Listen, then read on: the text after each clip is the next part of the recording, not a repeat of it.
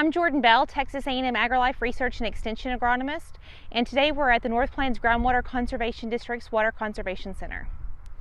So now we're back at fields that were planted in mid-May, and we're in those later stages of development. So far we've accumulated about 1,830 heat units, and we're in the later stages of boll development. One of the things that we have started seeing in recent weeks is development of Verticillium wilt. And Verticillium wilt is a concern for farmers because it does cause premature wilting of the cotton plant. And it does so by actually clogging the vascular tissue. And so when farmers are out in their fields and they have green plants, but then they start to see plants that are prematurely wilting, that can be a very good first indication of the symptomology. However, the best way to distinguish the wilt is to actually pull up the plant and then with a sharp knife actually cut into the plant. In the plants that do have the Verticillium wilt, we see that vascular tissue is clogged. And so the vascular tissue in a plant, of course, is the xylem and the phloem. The xylem is what is responsible for transporting the water and nutrients from the soil.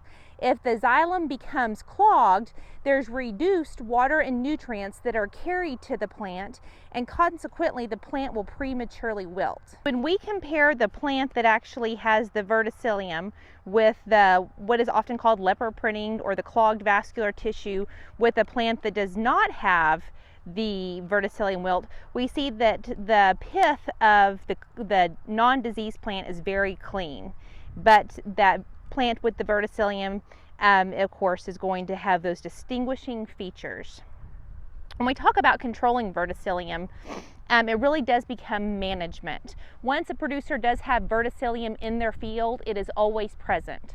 So the best way to manage this is going to be with crop rotation, as well as managing irrigation and variety selection. Variety selection is one of the best decisions a producer can make because plants that actually have higher tolerance to Verticillium are not going to continue to produce as much inoculum as those plants that are sensitive to the Verticillium. So many producers also inquire about fungicides or different methods of chemical control to manage the Verticillium, but there are not any labeled fungicides or chemical products to control Verticillium.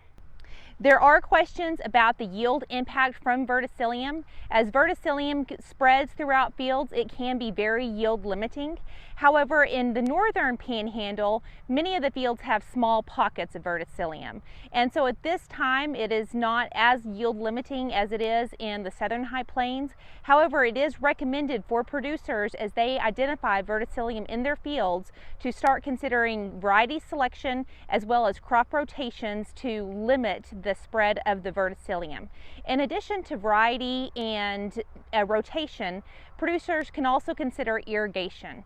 And where cotton is more intensely irrigated and those soils do remain cooler, we do see Verticillium spread more quickly.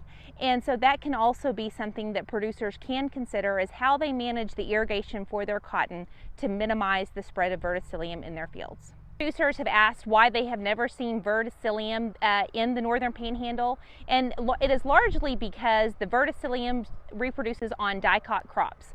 So traditionally, most producers in the northern panhandle have grown grass crops or monocots, and so those are species that the Verticillium does not reproduce on, and so we do not have the inoculum that has built up in our fields. But now that we're seeing cotton expand, we're now starting to see the Verticillium naturally expand in our fields as well.